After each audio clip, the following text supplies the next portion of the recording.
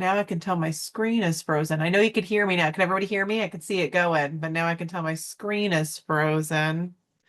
Oh my goodness. I apologize for the technical difficulties. Bear with me, everybody. I'm going to turn the video off for a second and turn it back on. Maybe, maybe. If this doesn't work, I can unplug this camera. And I'm thinking it doesn't want to. So here's what I'm going to do. I'm going to move it over and we're going to shut it down. Hold everybody. Whoa. Definitely a different camera, a little blurry. My apologies. You also now can see my throne of glass water bottle. But I'd rather have video than nothing at all, right? So give me one more second. Okay, I'm going to cut that for a second. Thanks for your patience, everyone. I don't know what's going on there. All right, let's try now. A little clearer. Okay. All right. Sorry for that interruption, everybody. Thanks for coming in. Welcome, welcome. I hope all you're having a great week. I'm going to jump into it since that took me a minute. Let me move my water bottle out of the way here. And I'm going to move this maybe this way. Sure. Why not? Oh, I look messy behind me today. I apologize. That's it. We're going to move there. How's everybody doing today? Oh my goodness. I'm going to see one more thing too. I'm going to blur my background a bit. That's messy back there. No, I don't like that either. You guys are in for it. Hi, Kathy. All right. So anyways, we've lost the plot. I got to get back into it. Welcome, everyone. If this is your first time here, my name is Laura DeVega, and I am the Director of Agency Development at World Via Travel Network.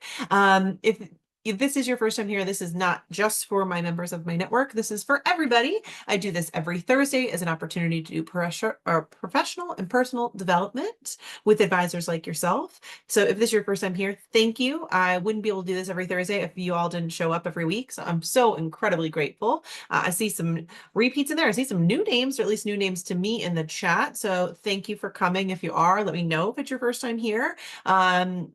If you're a return, say hello again, of course. Hi, Debbie. Hi, Geraldine. Hi, well, I said hi to Kathy already.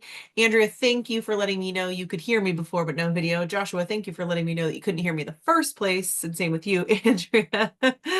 Hi, Amanda. First time welcome. Hello, Scott. Hi, Katrina. Geraldine, you just joined on the 7th. Welcome. Amazing. Okay. Ooh, I get so... we all have it, right? That like little bit of a customer service voice that turns on when you're recording. I can't help it. I'm sorry. I do sound, Kathy could be my witness. Kathy's met me in real life. I'm pretty close to this in real life, but I am a little elevated. But I hope everyone's having a wonderful week. Thank you for joining me. If you are a part of my network, thank you, Kathy. If you are a part of my network, I will say, we realized a little too late that if you attend travel marketeering sessions, actually, you don't even have to be a part of my network for that. Oh, my dog's made an appearance, as she does. Andrew, my son always wants to know why he gets the mom voice and everyone else gets the customer. That is so accurate. My girls feel the same way.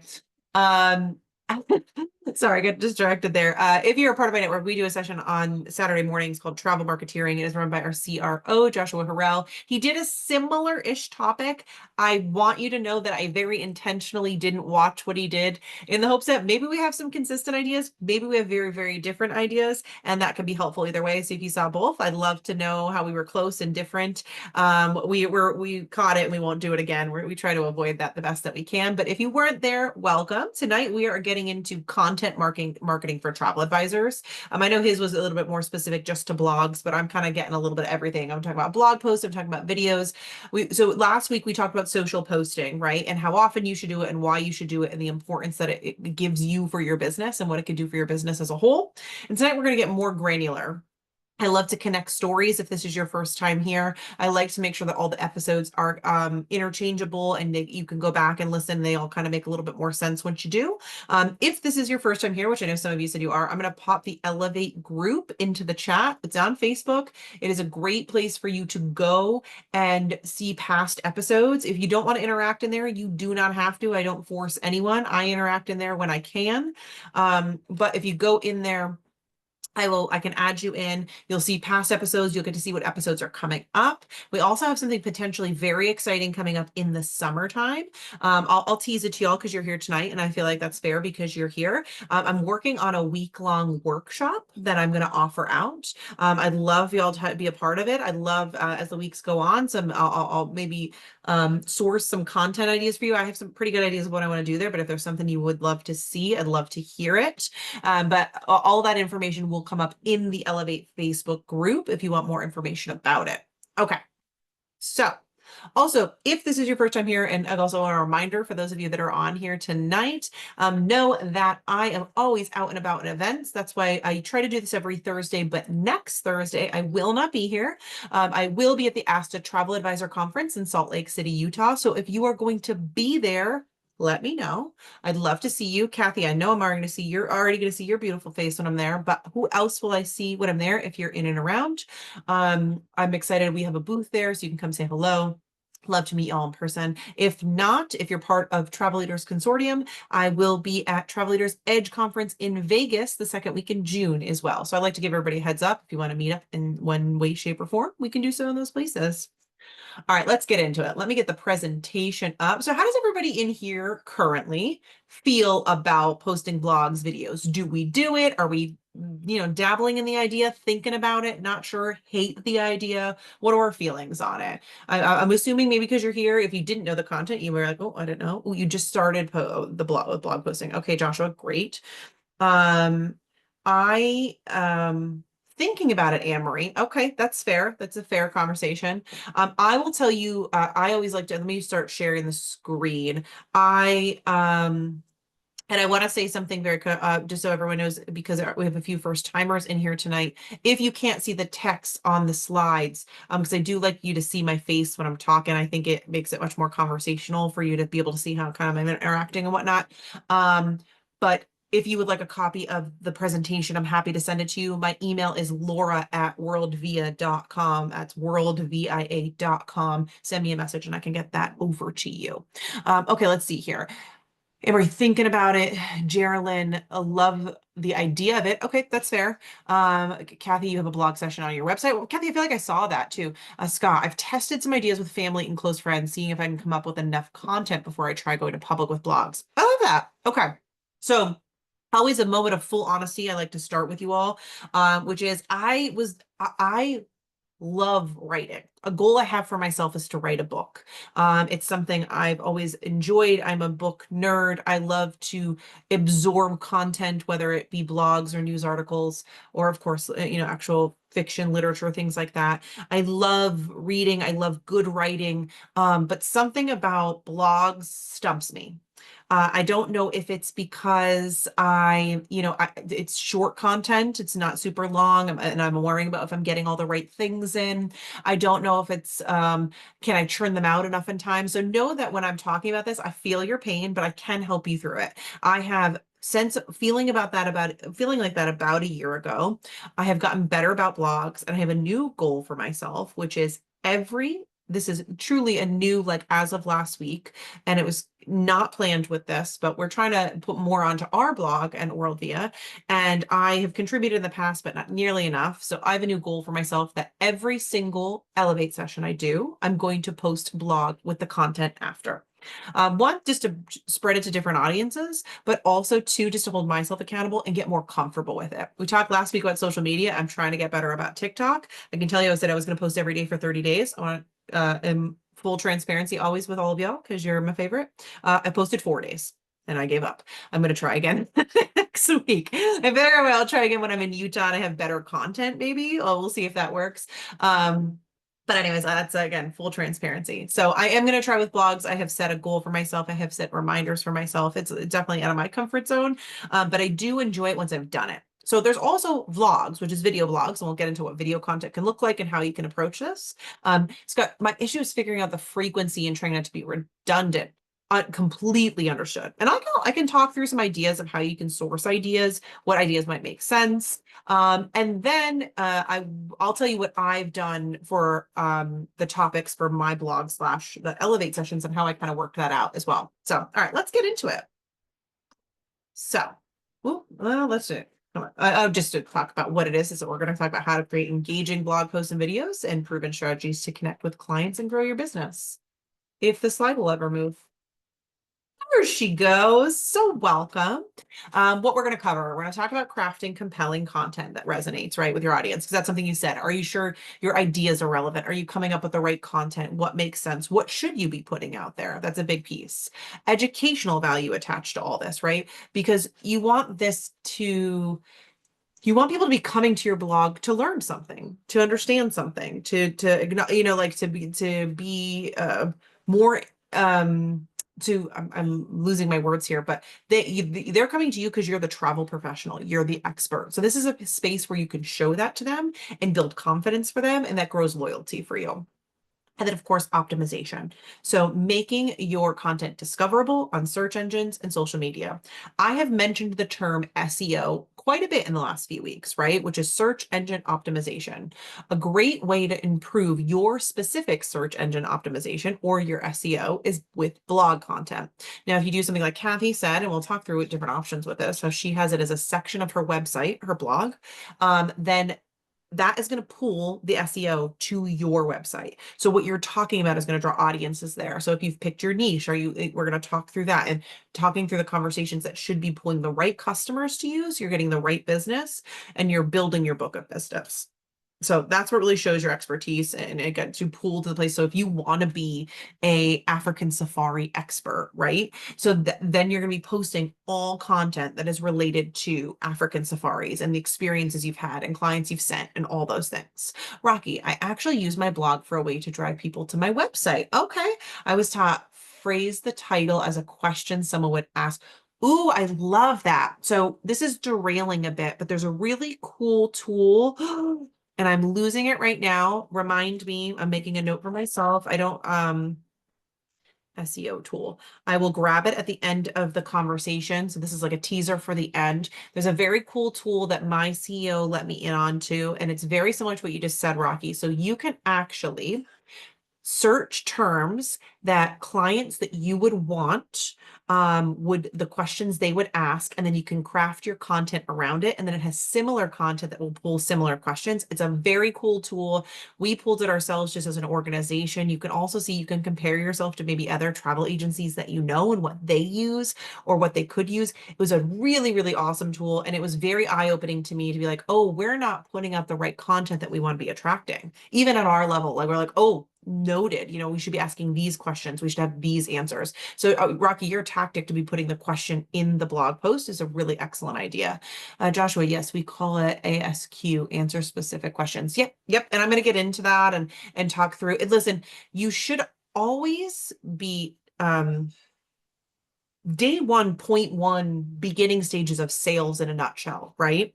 Is knowing your audience and answering the question they're going to ask before they ask it, right? Knowing their needs, knowing what's driving them, knowing what might come up. I always call it preventative maintenance, right? Answering those questions to show that you are the source of truth for their answer, right?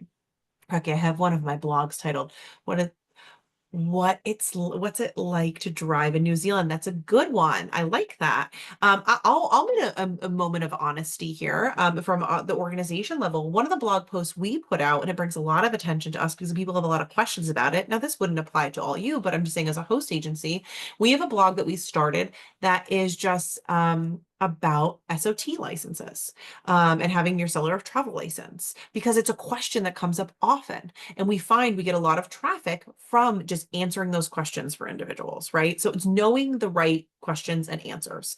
And so that might take a minute of you going, okay, what questions do I want to be answering? So for Rocky, for you, it's, is New Zealand. It's your fan, like I'm losing I want to say fantasy, but it's fantasy tours, right? I'm not incorrect to that. And like pulling in, thank you. And then pulling in those kind of clientele, and it's got to be to the stories you want and the destinations you want. So knowing what you want, what questions you want to be answering is really important. If you want to be selling Caribbean and Mexico, it's, do I need a new electronic travel authorization form to go to Jamaica? Like that form, having a blog about that is going to pull people's interest to your blog and know you have the answers to questions for them traveling to Jamaica. Anthony, hi, what do you do? I just noticed you're on here. Answer the Public is an awesome site to see, ooh, the trending questions, what people are searching for. I love that. Everyone write that down. Answer the Public. I'll have my other one at the end. This one's more like a data-driven site like that too. I'll be able to pull it up once I can search in my screen. But great tools. I love that. I'm taking notes. This is gonna drive me nuts what this one is called. Jason gave it to me and it's a really, really cool tool. But all good feedback. Thank you for all that interaction. That was awesome. Okay. So why content marketing matters, right? When we talk about this, loyal customers, you're going to convert followers into bookings.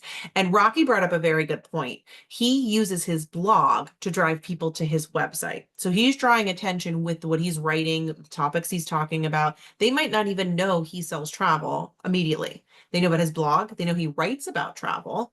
And then I don't know how you do it, Rocky, but different people do it in different ways. Is the end. If you want to learn more, or if I can help you with any questions or about this travel, reach out to me. Here's my email. And then you can say, oh, I book this. Or you can have it listed on there. Like, I'm a professional travel advisor. I can help you in these spaces. Things like that can draw attention in different ways. The big piece, and we talked about this last week, is on your blogs, having those CTAs work back in, which is call to action is what CTA stands for. So again, bringing the attention, channeling the people in the right direction. You bring them in with your story content, you send them then to your website, you send them then to a client intake form, whatever it may be, whatever works best for you. Nice thing about a client intake form, you could be you could call it an inquiry form in a sense of like not necessarily about travel, but like, oh, if you have questions about traveling to these places, fill out this form. I'm happy to have a conversation with you. And then you can drop it in there. Whatever makes the most sense for you. There's different kinds of ways to do it. But always directing them back to you is a great idea.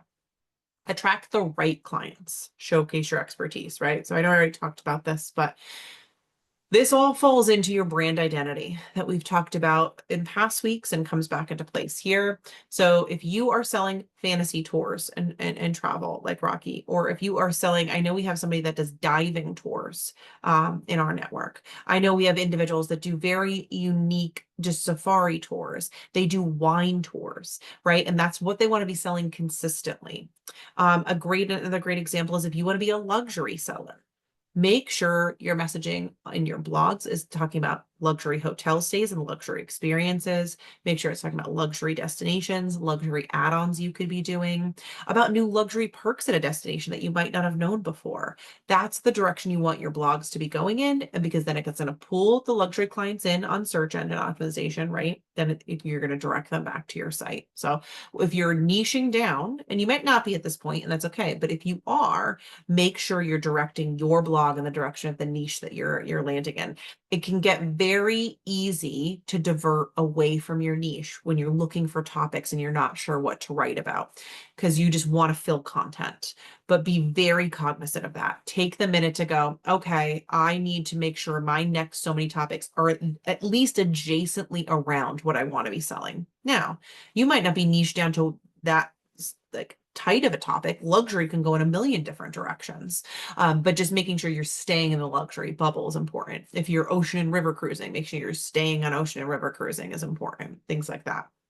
And then of course it builds trust because again, they know you're an expert. They know you're who to ask, because if you're writing extensive blogs and they're seeing all the things you have to know, they know they can come to you to answer questions for them. That's the whole point. It also is great for visibility and engagement. You can share your blogs on your social channels. When we get into vlogs, that's another great way to do it. And it helps build relationship that lead to bookings. Okay. I need to take a sip of I think I had one of these last week too. I got the fake Starbucks refreshers from Sam's Club. That's what I'm doing. It gives me just a little bit of caffeine and it helps. Okay. Crafting compelling content. One, we kind of already talked through this. You guys were ahead of the game, but audience focus, address their questions and pain points. So it's not just questions too. And listen, I dare say the current climate we're in right now, addressing traveler concerns. There's statistics out there right now. Jason actually shared some of them with our team today. Clients are nervous right now. And this is, all politics aside, it's just people are a little unsure, whether it be because they're unsure to spend money, they're unsure what's going on, unsure how they're going to feel. All that's not relevant to the conversation. What your job is to ease their mind. If you've traveled out of the country recently, write how comfortable you were outside the country, right? Write about that. Address some things head on. Sometimes it takes, a little bit of taking the brunt yourself to make other people more comfortable. I can tell you personally, whether you are uncomfortable or not, or how you're feeling. I've been out of the country a good amount over the last few months, and I felt very comfortable. And you can talk about that yourselves. Or maybe it's addressing financial concerns, right? Because maybe people don't want to spend a bunch. So talk about how you can travel within a good budget. Talk about, more budget options. Now, I know everyone doesn't love budget options because, of course, that pulls back the cost of the commission, but meet your clients where they're at. If you're hearing that kind of feedback, address their pain points. So that's something to talk about. Talk about other pain points could just be like, I don't know what to do about real ID. I know that's just domestic travel because people don't because they're not speaking it, sleeping it like we are, they overthink it. My own sister was like, do I have to do anything with my passport now? I was like, no, what are you talking about? But that's a great article to write. Talk about the real ID, talk about what they could be doing with their passport, that they don't need to do anything with their passport. And if they have it, just to travel with that, things like that. Talk about recommending getting your passport because one, of course, international travel, and we want people to be going internationally, but also just because of the ease that provides them. So valuable solutions. Again, I'm kind of talking ahead of myself, not realizing, but provide information that solves problems. So I talked about that. If you have, if you find you're getting inquiries on specific destinations, I used to make a joke. Now I know this is not as much as it used to be, but when I was working in the agency, every time like the Bachelor or Bachelorette went somewhere, anytime the Housewives went somewhere, we knew I would have to address conversations about that. So if you see a destination trending, a great one would be anywhere White Lotus is right now, right? About those destinations, at least where they're like traveling to. So if you're writing about Thailand, Bora Bora, wherever, I don't even remember where White Lotus is at, I'm just saying random destinations, but follow the trends. It's really important to do that because I talk about following the trends in many other manners in past classes, but this is one that can really help you because one, you can relate to the relevant content that's out there, tie it into a story that people are familiar with, talk to them about the hotel that they were at and talk about how you can't afford that Four Seasons maybe, but here's some other really great options. And here's some of the tours you can do in this destination. Listen, current events are a great place to start when you're looking for content. And clear communication. This is my biggest piece of this slide. A lot of what we talked through already. We are very guilty in our industry of talking in jargon. And we're even more guilty of this when you're just starting to learn it and you're wanting to be more comfortable with it. So you're saying terms because you're learning them and you're almost doing it so you can remember it yourself. Nobody has any idea what you're talking about. Any idea. I will say something I'm guilty of all the time. I say record locator to my family and they look at me like I have 700 heads. What do you mean record locator? And you'd think I'd learn this many years in. And I'm like, what's your record locator? And they're like, I'm like, your confirmation number, the number that's the code that's next to your name on your airline ticket. Oh, okay, yeah, I have that. So like we're all guilty of it. But we just have to be careful with like terms, things I see in blogs that clients have no idea about. Record locators, code share. I don't know what that means. Fares, like even the word fare for airfare. What do you mean fare? What are some other ones? Like differences in names from like suites and people get really people. I'm being very overarching with this and a little judgy, and I get that. But like I'll put through my own family under the bus. They'll be like, well, we want a suite when we go. We want a suite. Berths, great one, Anthony.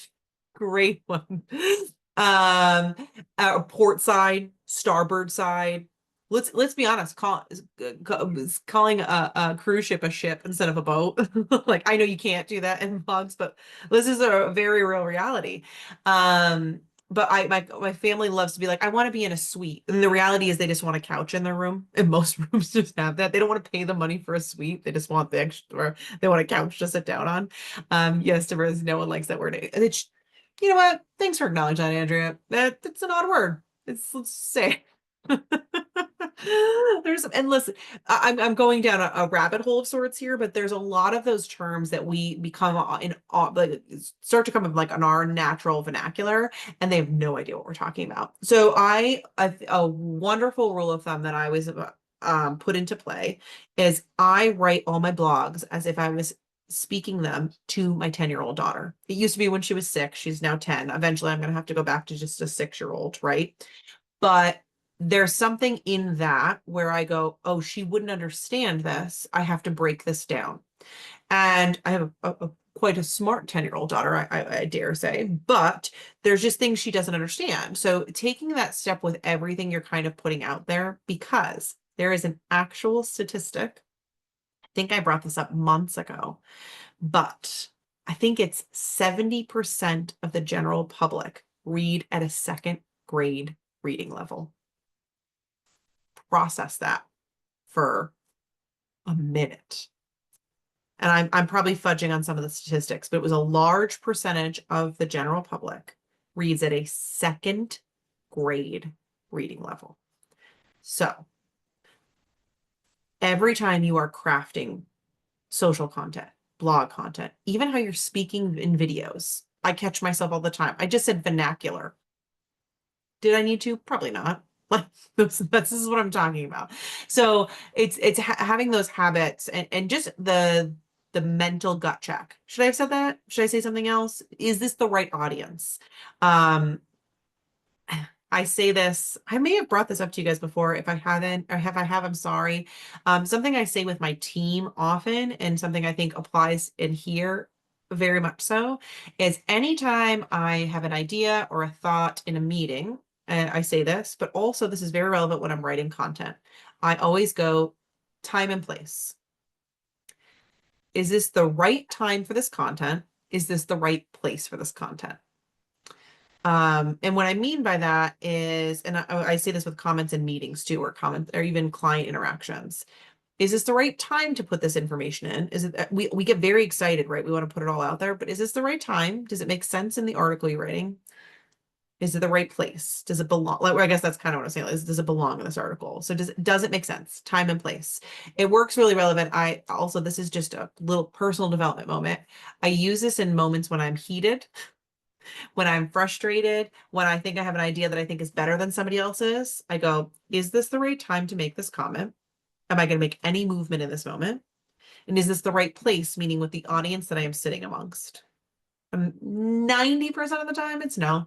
And I can hold it in and it makes more sense later. So that's just a little nugget that I use often and I share with my team. And we've gotten into a habit of saying, okay, time and place, probably not. So I would use the same with your communication. If the language you're using doesn't feel like at the right time and place, I think about what my 6-year-old can read. Think about what a 9-year-old can read, things like that. Okay. Educational value and personal branding. So I'm talking about what you can put into blogs. I know I got into very like specific current event topics, but this can go in a few different ways. So it could be destination guides. Maybe you do a whole series where you go through the top destinations you want to be selling or are interested in selling or selling the most of. This is a great moment where you go back and look at your profit drivers and see what brands bring you the most money, what destinations did you do the best with, which ones are you most comfortable selling, and then you write about those destinations. Again, bringing the right searches back to you and your blog and your website, that's a way to do it. Get in there on the right destinations. So start in there, and that's a good series you could do. Here, look at these, look, and listen, no one's going to hurt. No one's going to get hurt if you tell a little white lie. And then what I mean by that is like, here's the top 5 destinations for summer. It could be the top 5 destinations for you. It could be the top 5 destinations for your neighbor Sally. Nobody knows whose top 5 destinations there are. I'm just saying, you need to find some content ideas, something to go down. Another idea is travel tips. This is a great thing. What to pack, what's new gadget to bring. I'm obsessed right now. I don't know if some of you have seen them. Their luggage, and maybe it's just getting advertised to me. It's luggage that has a pull-off cup holder. Have any of you seen this? I think it's Noble is the brand. It like slides up and down. And I need you to know the chaotic energy I have in an airport. Nothing excites me more than having a cup holder for my Starbucks. Literally nothing. And it's a well overpriced luggage, but I'm like, do I need it? Probably, but I'm joking. But do like what your must-haves for going on a cruise, what your must-haves for your African safari, what your must-haves for Hawaii, whatever it may be. things like that. And then it's also travel tips on like knowing what to do with these new electronic travel authorizations. Do you need visas in certain countries? This is kind of like when we were doing an SOT for ours, like giving information that's useful for them for travel, not just about the destination. And that's the same as insider knowledge, right? Now, slightly other side of this, more objective, subjective, objective. Um, your unique perspective on things. Write a blog about your last trip. Talk about when you went to New Zealand. Talk about when you went to Australia. That's going to be the easiest if you haven't written a blog before and you're not sure where to start with what you've already done. Talk through the quick pieces. Like the structure you can start with is like, what did I do? What did I love? What would I probably not do again? What do I wish I could do next time? With those little pieces from a trip you've had, you've created your first blog. Blogs do not have to be long. Couple sentences per topic, a start and an end. You're not writing a dissertation, you're not writing your first novel. It could be very succinct. And like I said, what you loved, what you didn't love as much, what you want to try next time, what you did when you were there. I did those out of order this time, but those are the 4 things. And talk about them. Talk about also what you were jealous of, maybe. Oh, I saw they did this, and I'll definitely do that next time. You don't know. Again, personal travel stories, client success stories. Now, once you've ventured down doing your own travel stories in this space, then you know how to structure it for doing your clients as well. And this goes back to what I've talked the last few weeks about is getting those stories on the welcome home email. So you send the welcome home email, you say, hey, okay, would you be willing to give me some things that you loved about your trip, didn't love? Do you mind if I use this in my next blog? They're going to love that. I mean, of course, please, because they're going to see themselves mentioned in it. Ask for some of their photos to put in the blog. That's a great way to keep your clients interacting with you. Again, builds a lot of loyalty and shows real stories of your clients out traveling. So it takes the purpose of, like I said, educating your audience, but also builds your brand loyalty, shows who you are, shows the kind of brand you want to be. It's really helpful.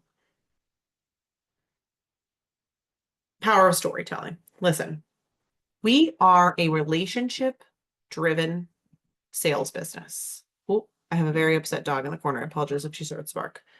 And at the end of the day, it's all about telling stories, building daydreams in a sense, then fulfilling those dreams, whatever it may be.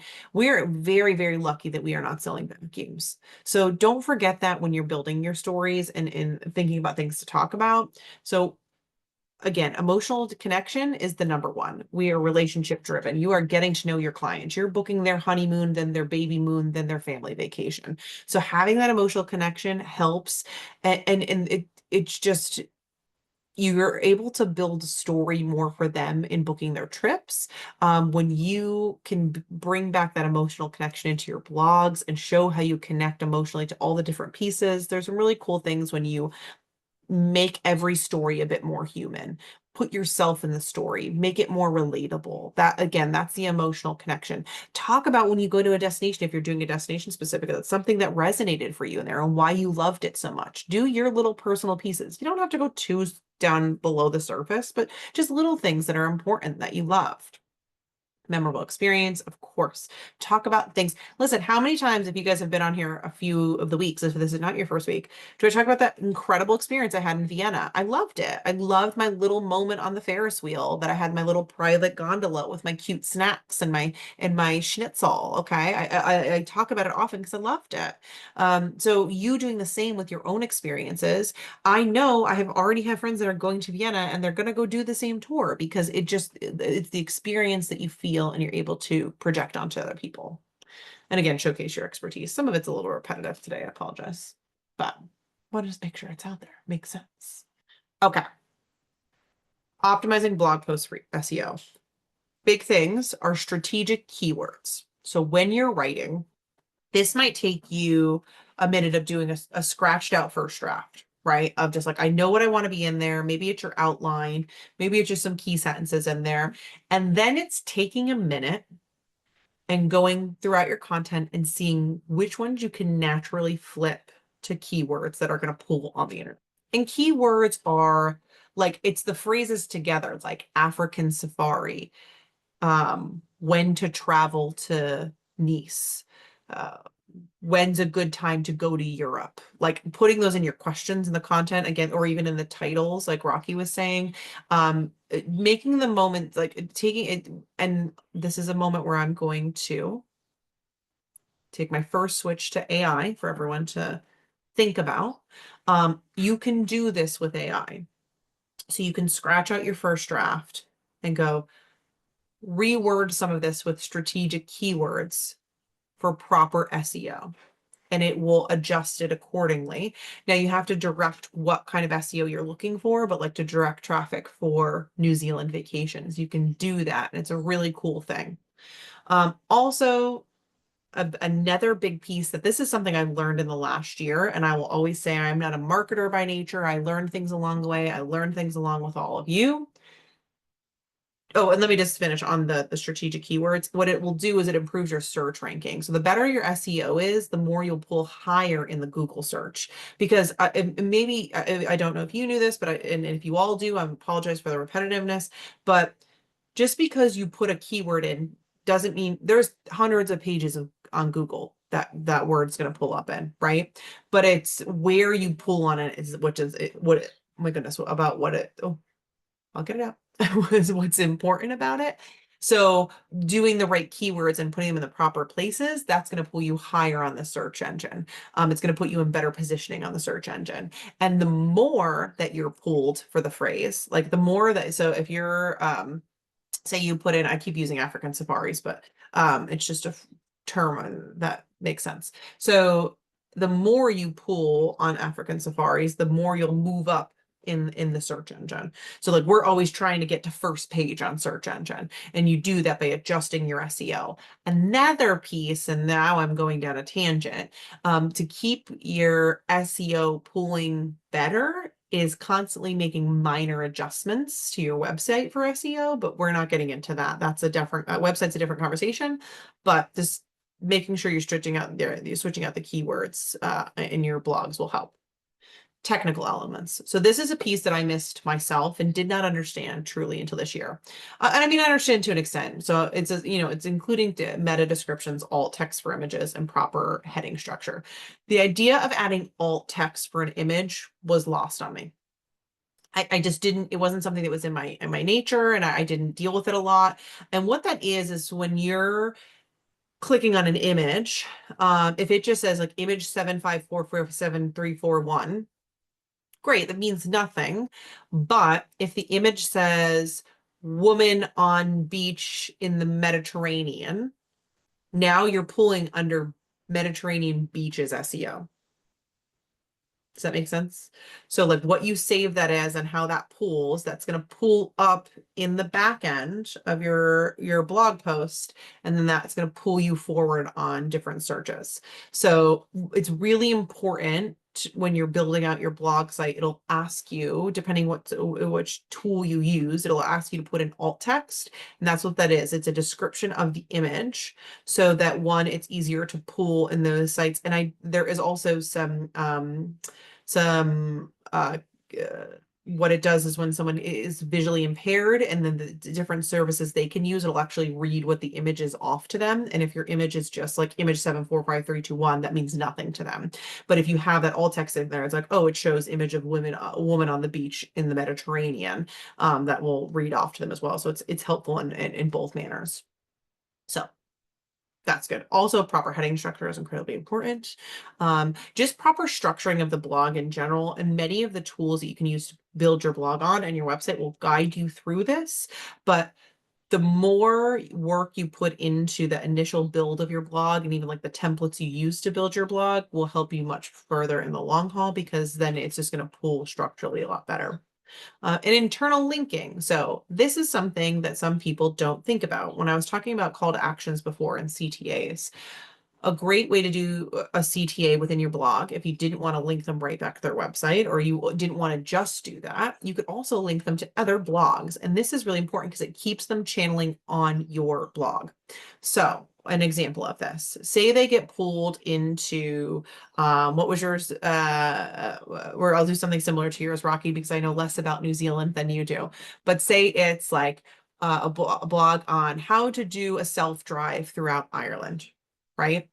And then the blog, you scroll to the bottom and the CTA is my experience at the Guinness factory. And then it's a blog about somebody's experience at the Guinness factory. And then it's like the next blog it pulls to the bottom is like, I've been to Ireland, now what? You know what I mean? Something like that. So where do they go next? Like what will interest them more? I'm making these things up as I go, or maybe it's top tours the next time you go to Ireland as a blog at the end. That keeps them channeling through your site. And eventually they're going to read enough content to go, oh, they really know what they're talking about here. Or you could divert it in different directions. So if this is one that's not travel based, maybe it's an informational one, it's going through like the top gadgets to take in 2025 for travel. And down the end, that's when it's here's the top 5 destinations to travel to this year. And they're like, well, actually, I'd like to know what that is. And it pops them there.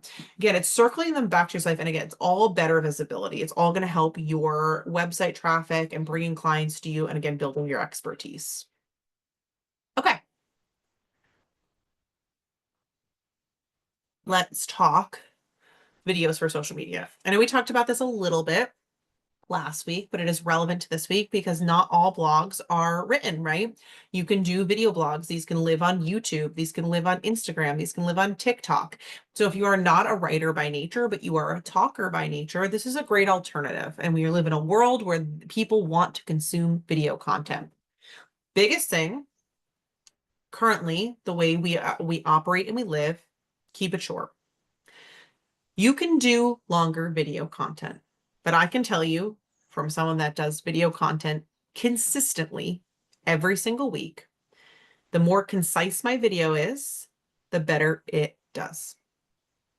So I'm not saying your video has to be, if you have an extensive topic to talk about and your video goes 25 minutes, that's not a problem as long as it's not full of ums and filler and things that aren't leading the conversation, right?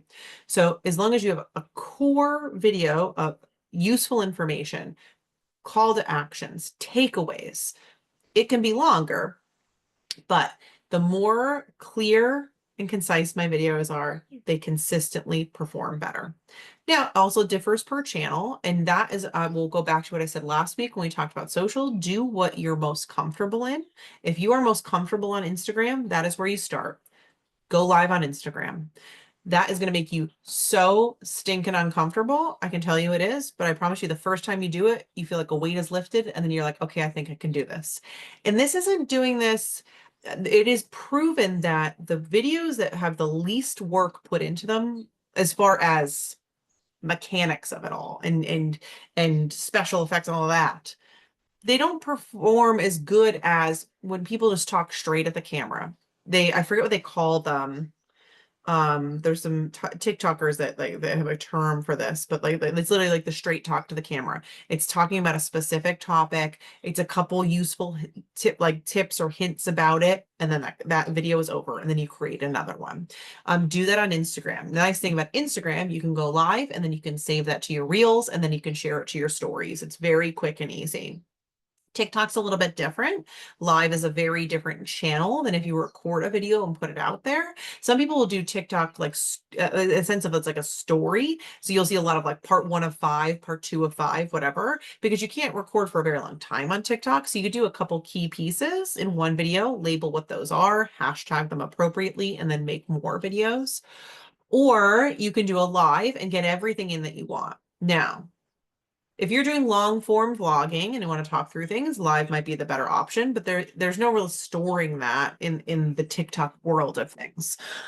So depending how you're going to use your content, just be careful of that. Some things other people will also do is they will record in 2 different manners so that they have one recording that they've done that they can use for TikTok and it's live, and then it's recorded for YouTube, say. Again, you have to pick your poison in a manner, but I'm a big believer of keeping it short and concise. I see significantly better insights and performance on all my shorter videos. More likes, more shares, more interaction. It's just the truth. Add captions. It boosts engagement. It brings people to your content. This is also adding hashtags, especially when you're still trying to like dig in and grab traction to get people. The way things work on Instagram and TikTok for Reels, it's like if the words in your captions are things people are searching in other channels, it's going to pop on their discovery pages. It's going to pop on their For You pages. You don't even really necessarily have to hashtag anymore in those. Hashtagging helps, but what they're searching, if that matches what's into your caption content, it's going to pull them to your videos, or at least it's going to push your videos to their feeds. And that's how you get in front of more people that you don't even anticipate. Because that's the difference between Facebook and here, right? And these video channels. Facebook, for the most part, you have to be friends with people to get your content in front of them. TikTok, as long as you're searching similar topics and talking about similar things, you're in front of thousands of people naturally. It just happens. So it's, it's a way to get yourself out there. Also, this is not in here, but your first 5 to 30 seconds on any video is where you hook people. So don't do what they call the millennial pause, where you like, wait a minute, and then you start. Just get right into your content. Hey, I want to tell you about this incredible trip that I just went on. Hey, let's talk about the top 5 things that travelers are complaining about this year. I will say, you could say what you want. Rage bait works in a manner. So if you start with that and then you really talk it back to more positive things, is a good way to do that. Whatever it may be, people, you have to grab interest in those first couple seconds, especially if you're doing this on TikTok.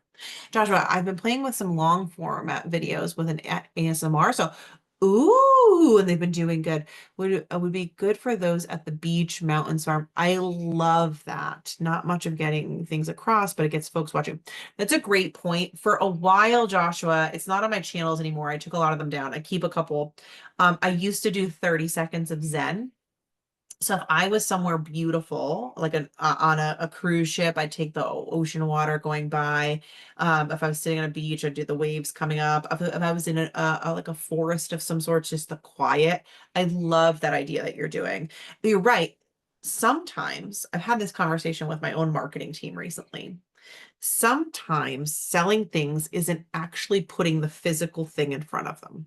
Sometimes it's providing an environment that feels good to them and feels welcoming to them, and then they find the rest along the way. So, for example, like enticing photos are going to bring your clients into you, and then you can talk about what you want to talk about. Those videos you're creating, Joshua, are bringing people to you because they just feel good.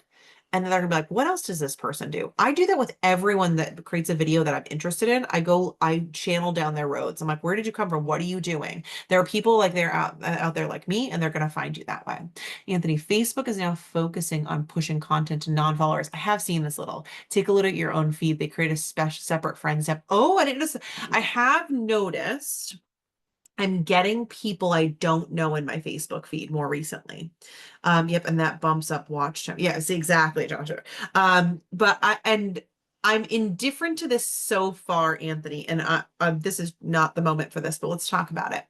I'm curious what's getting algorithm to me on Facebook. I don't know if their algorithm's a little all over the place right now, or because I feel like the algorithm is based on who I'm friends with on Facebook, on what's getting populated to me as non-followers, rather than what I'm interested in. Where I can see in Instagram and TikTok, it's what I'm interested in. Now, that could be just because I don't engage a ton on Facebook and they don't know where else to pull my algorithm from, but it is interesting. I am seeing that. I'm seeing a lot of content that I did not follow. I'm seeing a lot of posts from individuals that I don't follow.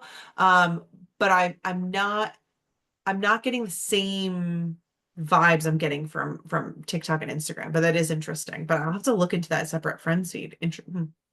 Fair enough. And lastly, on this piece, if the only thing you guys take from this entire conversation is include CTAs, perfect.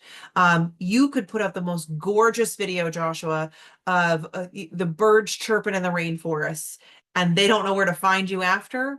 That video is null and void. For a moment. Yes, it brings up your watch hours, right? But like, they don't know how to find you. They don't know what you do. They don't know anything about you.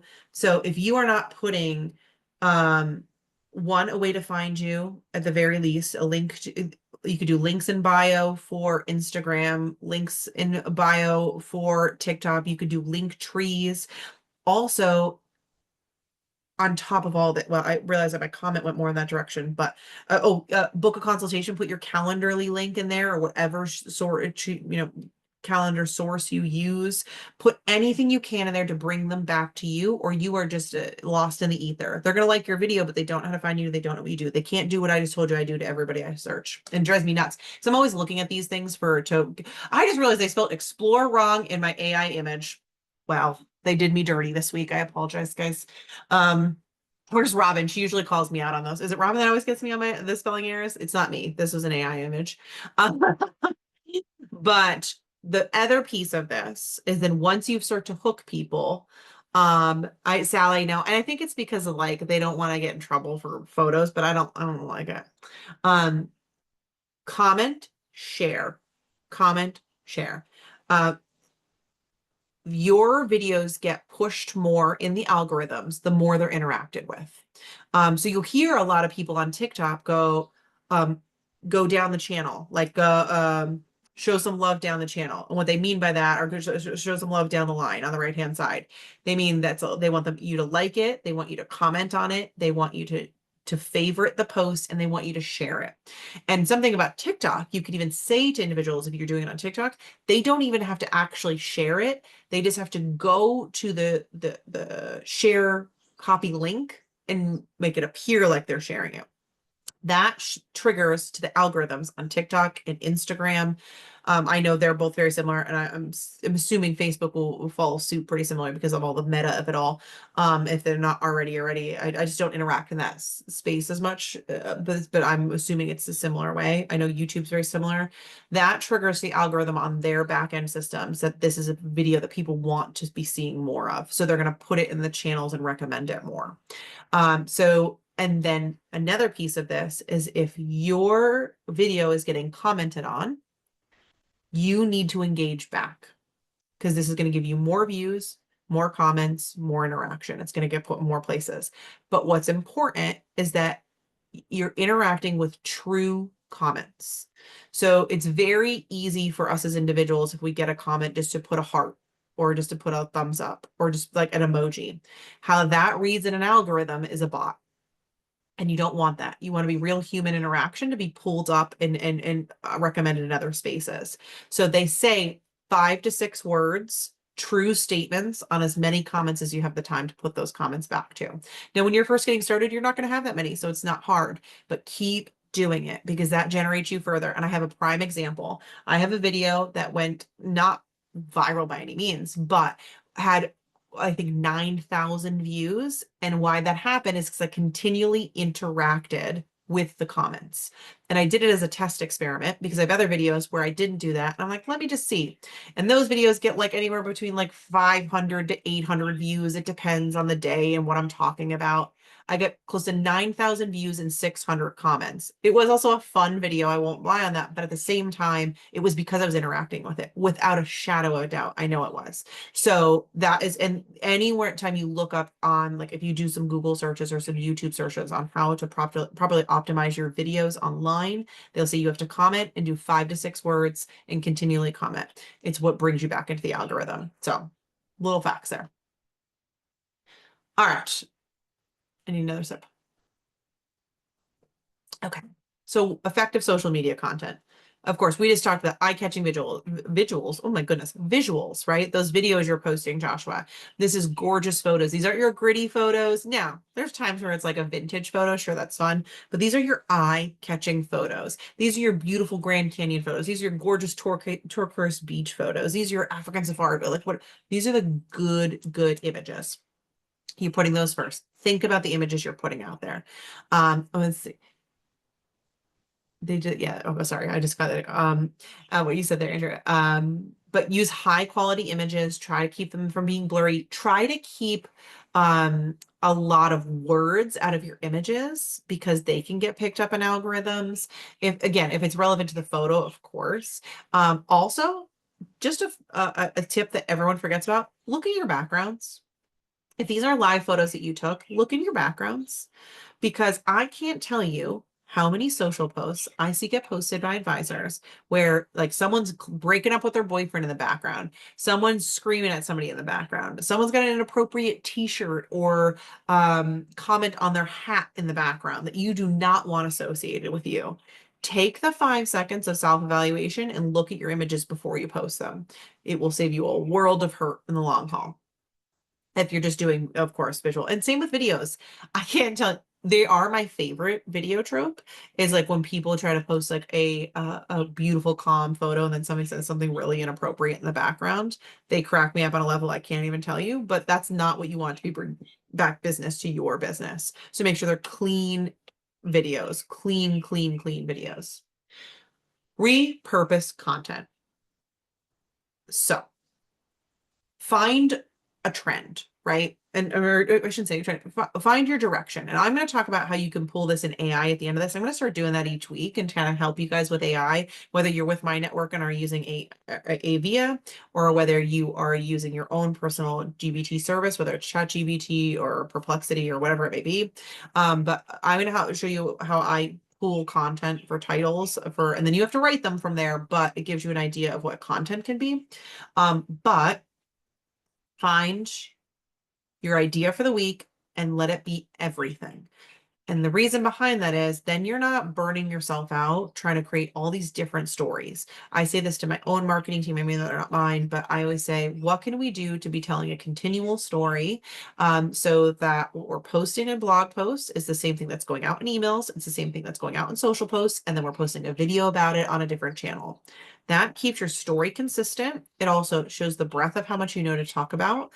And it also just, it's a clean journey from beginning to end. If they accidentally stumble upon an Instagram image that you post, they click on your link to your website, they see a blog where you talk in detail about that destination, then they get to, let's say, then they get to your website, they sign up for your email list, and then they get an email from your newsletter that tells another consistent story. It just shows to them, one, you know, you're talking about, two, that you have your life together in a manner. So you're telling a consistent story. And if you're trying to bring back clients that are a specific kind of clientele, it's going to bring back those clients again because they know you're telling the right story to them. I want to be clear. There also are going to be some people that are like, oh, this is not for me. And they weren't meant for you. And that's okay. You don't want those clients. You want very specific clients. So don't let that deter you. But I think it's a really good way to have a complete story from beginning to end. So your social posts, whether it's so your Instagram, your TikTok, your YouTube, your email, your blog post, all come from a relatively consistent place. It doesn't need to be the same story, nor should it be the exact same story, but you can use similar imagery. You can use the same destination. It's pulling all the content together. Consistent engagement. I talked about this ad nauseum on the last slide, but it's post regularly and interact with your audience. What do I mean by post regularly? Now, there are different statistics for the different social channels you use. Blogging's slightly different. Now, I would say for just starting out, 1 to 2 blogs a week is more than enough and maybe too much for you first starting. Just start with 1, then start with 2. See how long it takes you to write those 2, and then find a comfortable space in between there. I can tell you something I'm comfortable with is 1 blog a week. You do what makes the most sense for you. What regular means varies by channel, but I can tell you the example I use often. I went to the Inbound conference, which is like a marketing sales conference last year, and a professional got up on stage and said, you know, it's so important that you post regularly on your social channels, but you want to know what regularly is on LinkedIn? Once a week. Everyone thinks they have to fill every single day with social content. For some channels, yes, it works out better. I know TikTok, the more you post, the better you do. That being said, Instagram to Facebook, 2 to 3 posts a week at maximum. It's more about the time you're posting, the times you're posting during the day to whether they're going to interact with it or not. You don't need to flood your social channels, and you should not be flooding your channels with blog posts. One, that's too much work on your part. They're not going to absorb the content you're putting out. And if you're putting out good stories out there, you want them to take it in. You want them to share it. So take your time with it, see what makes the most sense for you. But I really would recommend, I know all people always want the magic number for how often you'll post. And I'll pull up the statistic after and see what it looks like that they say it is. But I truly believe find out how long it takes you to write the first one, and then the amount of time it takes you to write the second one after you accomplish the first one. And then somewhere in the middle of there is your cadence. Like you don't want to overwork yourself at first. Then when it can become second nature for you, then you can get into a weekly manner. Maybe it's a twice a week if you're feeling crazy, but I think a weekly is a good way to go. Now, newsletters are different. So newsletters have a ton of content in them. They're very different. I would say that one you could even go monthly and you'll be fine. But blogs, because it's just short content, it's not a ton of information. I would say maximum once a week. But okay, tools for content creation, design. Listen, if you need to create images, Canva is a great free tool. They also have a fairly minimal cost upgrade to build other things on there. Also, you can build a lot of AI images, as you can see right here, on many of your free AI channels. Not all of them, but some of them. But Canva is a great place to start for creating some image content. There's also some great, if you don't have images yourself, there are two websites that I highly recommend.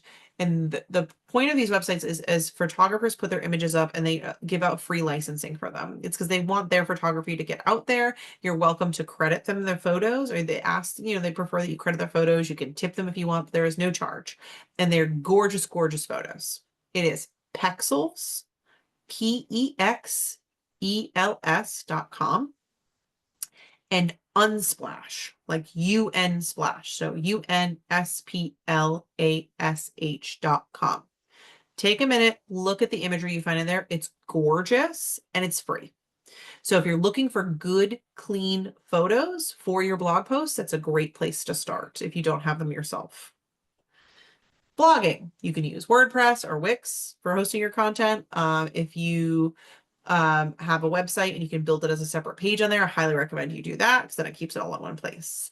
Do you keep a separate blog and website? Oh, if it just said that, I'm just getting my stuff up and going on WordPress for a blog. How should I have a separate website? That is entirely up to you. And I don't want to say that I know what the better answer for this is.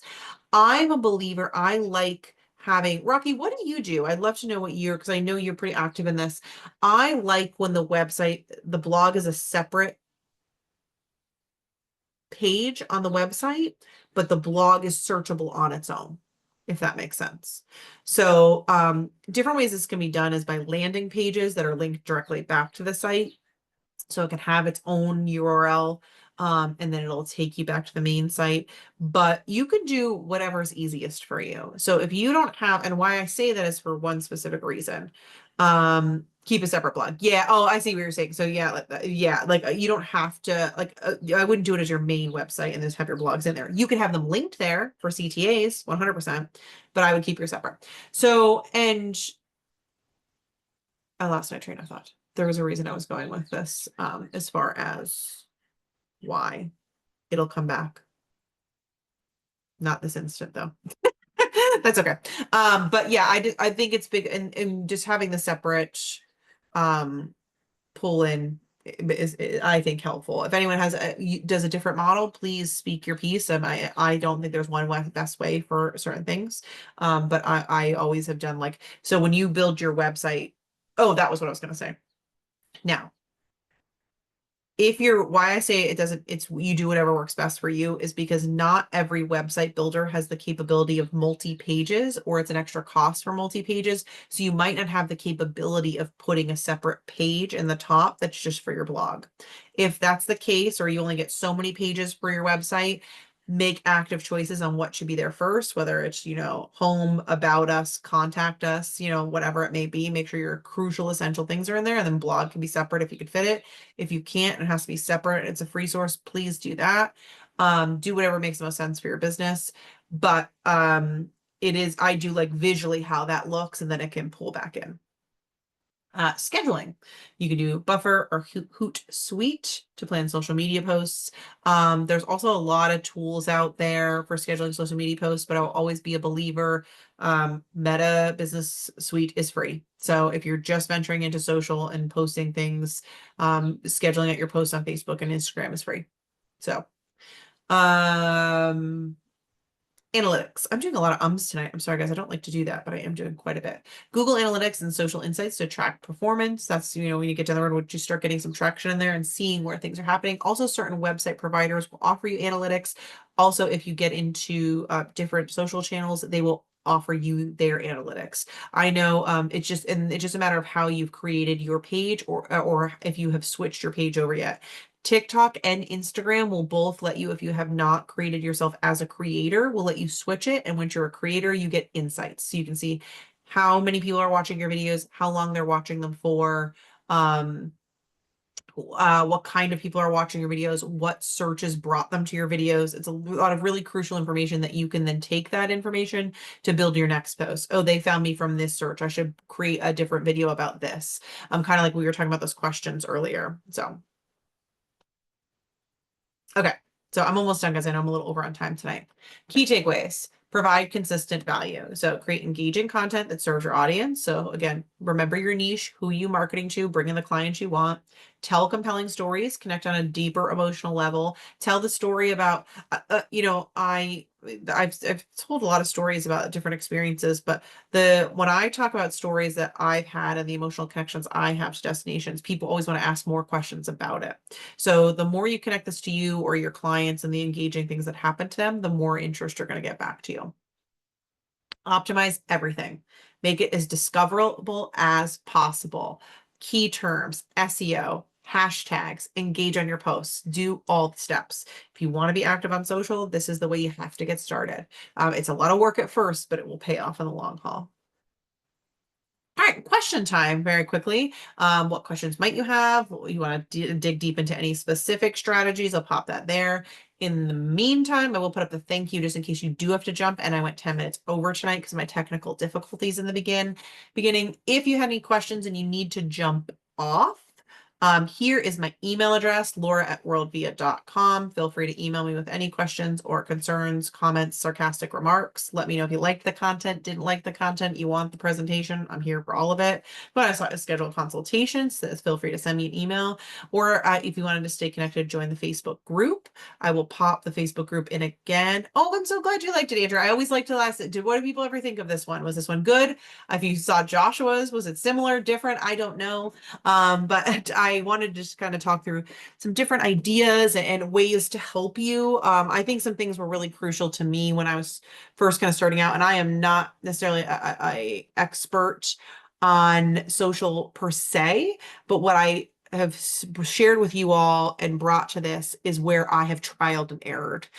So I wasn't using alt text. I wasn't interacting the way I should have. I wasn't doing certain things. I didn't know anything about SEO until the last year or two. So starting to build in those spaces have really helped me. Good. Okay. Josh, I'm glad this is your first one. Well, welcome. And let's keep it. This is the perfect one, right? Thank you, Scott. I'm so happy you're here. Hi, Anne Maria. Did I hear here? Thank you. I'm so glad you guys liked it. Listen, if you need to jump, you're welcome to jump. If you want to hang on for a second, let me stop sharing for a second. I'm going to pull up that questions tool that I had for optimizing your SEO. And also, if you want to hang for a minute, I will put what prompt I would put into your AI of choice to pull some topics for you for some potential blog posts. But let me just pull really quickly. I want to see if I can find this website. Bear with me, I'm filling space there. I hate that I'm doing that. Let's see if I can find, I gotta move quickly here. Here's what I'll tell you. I cannot, this is gonna drive me nuts. I don't know what I'm searching for in my teams. Here's what I'll do. The site with the SEO tool and the questions, I'll pop in the Facebook group. So if you're not in there, add yourself. I'll pop it in the Facebook group tonight once I have some time to look, because I don't want you guys to have to sit through that. And right now I'm going to go ahead and pull up I'm going to use ChatGPT because not everybody is a part of WorldVia, so I don't want to use IVIA if you can't use it. But no, if you are interested in what IVIA is or want to join WorldVia, you can always reach out. Perfect, Joshua. And IVIA is our own personal chat chatbot, but it is a fully formed RAG tool if you're familiar with the terms, and it's really, really cool. But I'm going to use, give me one second. I'm going to use ChatGPT to start this out. Oh, I'm not sharing. My apologies. So, and this I'll share the whole screen for. You don't have to see my face during this one. You also see, I can see your alerts coming up already for Facebook. That's in the corner there. I'm going to share the whole screen so you can see that. Actually, I'll put myself in the corner here. I did that last time. Okay. So what I would search for, of course, I mean, just so everyone, if they're, so you're clear, Facebook group is open to the public. So if you have friends in the travel industry, you're just getting started, you know people, they're just looking for personal and professional development. This is free to everyone. You do not have to be in my network. It is open to anybody in the travel industry. It's every Thursday night at 7. The Facebook group is open to anybody out there that is a part of that group or joins us, not exclusive to WorldVia. The tool Avia that I'm talking about is exclusive to WorldVia, but you do not have to join to come to the sessions. It's this is just, I saw a need out in the world for personal and professional development for advisors, and that's why I provide this every Thursday. Scott, that's what I'm kind of doing, Scott. I'll be honest with you. I'm a mix of Avia and ChatGPT solely because I pay for ChatGPT. So it's hard for me to break my habit because I have trained my ChatGPT to my voice. So I'm working it into AV. I'll get there, but you know, it takes a minute. So, all right. So what I would put in here, so create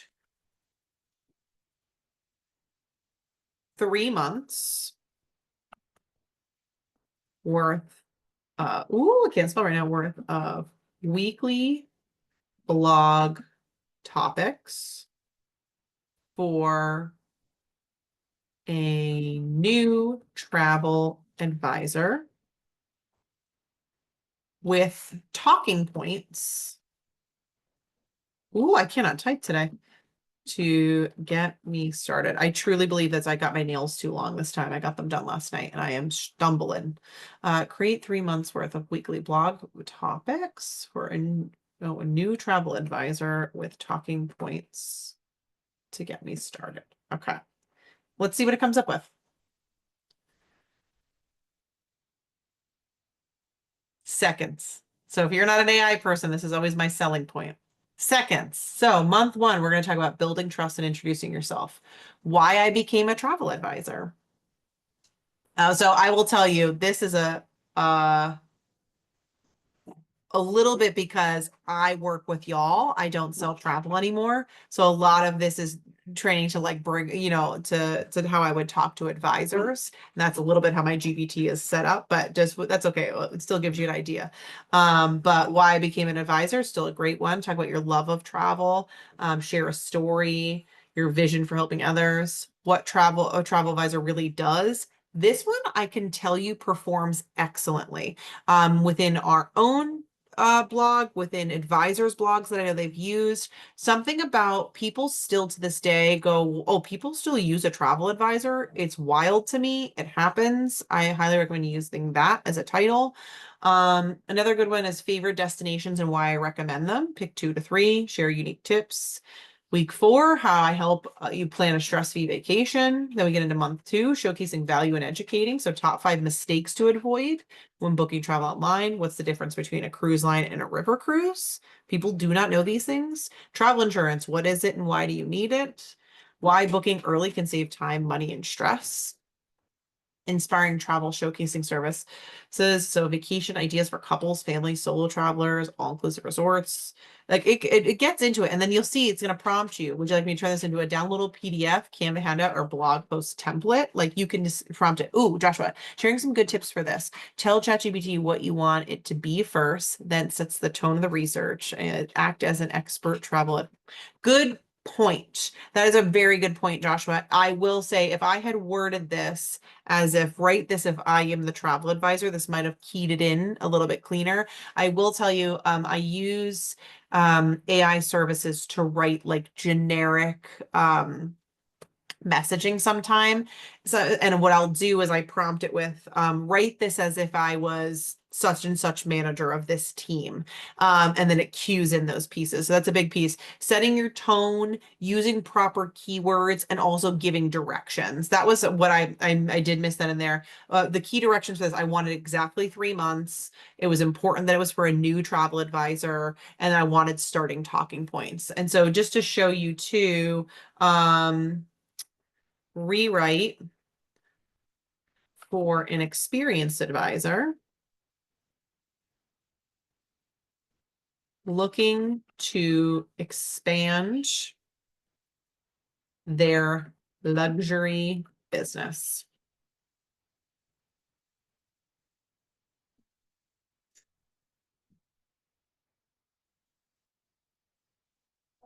Again, just instantly.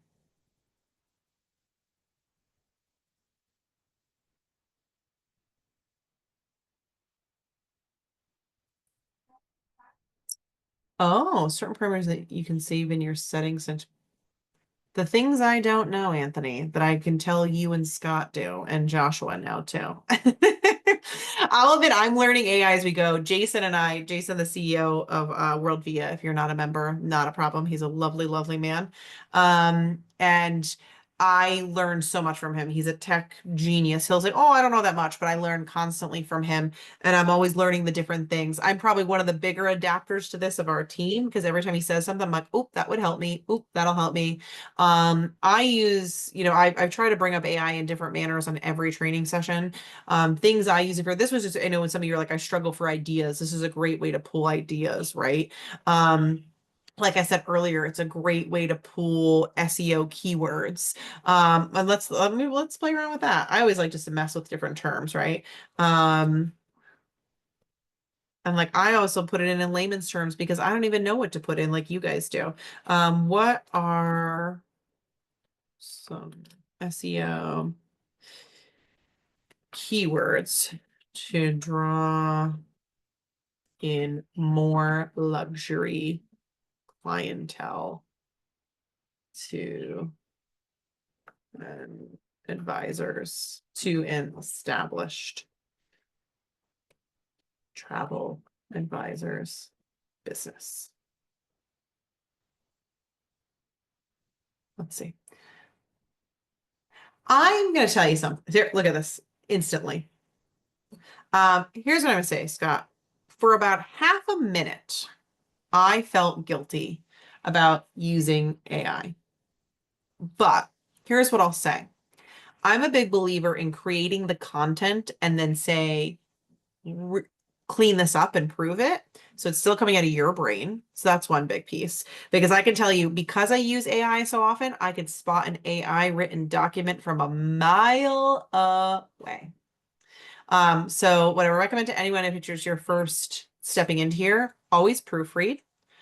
Always remove all the emojis because look how many are already in this one. It drives me up a wall. This has gotten better with updates to ChatGPT, but it's always bad. But depending on what you're using AI for, don't feel guilty. Now, if you're having it write an entire book for you and you're not editing it, okay, feel guilty. I would, an example, I created, I'll pull this down now, but I just wanted to show you the keywords. Like it pulls destination specific, experience, and accommodation specific. Like it'll get into it for you. And pro tips for using these keywords. Like it'll help you and walk you through just about everything if you're just starting it. What I used ChatGPT for, so I created a playbook for my team and I'm creating a few other ones. And what I did is I created all the core content and I loaded the entire document in and I said, analyze this entire document, clean any gaps up, reorganize the way so it makes sense to someone that is unfamiliar with my business. And like I did it in different steps.